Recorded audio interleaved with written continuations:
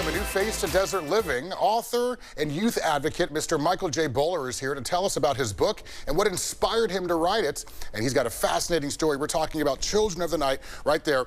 And he's here to encourage all of us to A, volunteer, and B, pick up his book. How you doing? I'm doing great, Brian. Thank you for having me today. Yeah, we had a chance to chat. I got a little more understanding exactly as to what you do and why you're here. And so I'm excited for you to share your story with the viewers. What inspired you to write this book?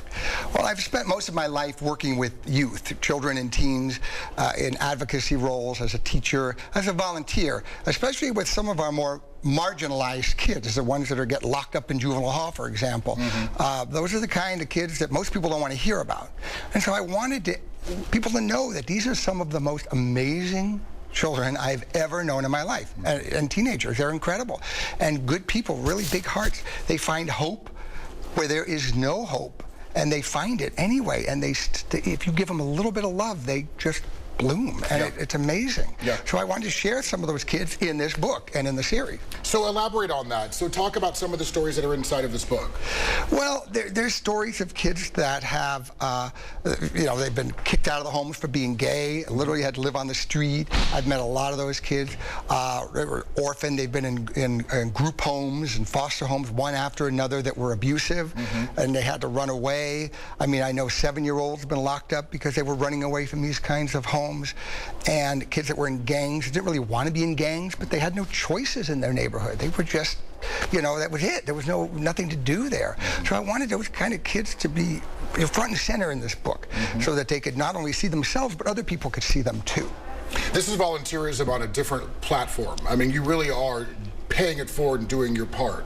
There's no doubt about that. Do you agree? Well, I do what I can. There's that old saying, you always hear people say, someone should do something about this. And I realized a long time ago when I was a teenager, I'm someone. And I can do something about some of these things. Not all of them, but I can do something about some of them, and so I do. Yeah, beautifully. You're definitely doing your part. Is it my understanding that you're adopting a kid? Yes, that's always been kind of a big passion of mine. And again, when I met a 7-year-old at juvenile hall many, many years ago when I was much younger, when I first started, who needed a home. He had no home, and he was in and out. And I really would like to have adopted him, but I was young and I was working far away, and I couldn't do it. So it's always been a passion to do that. I feel it's one of the best things people can do. There are so many children that need a home. So the process is it can be complicated and disheartening for a lot of people. That's why it's difficult. I wish we need to streamline it like so many other things in this country.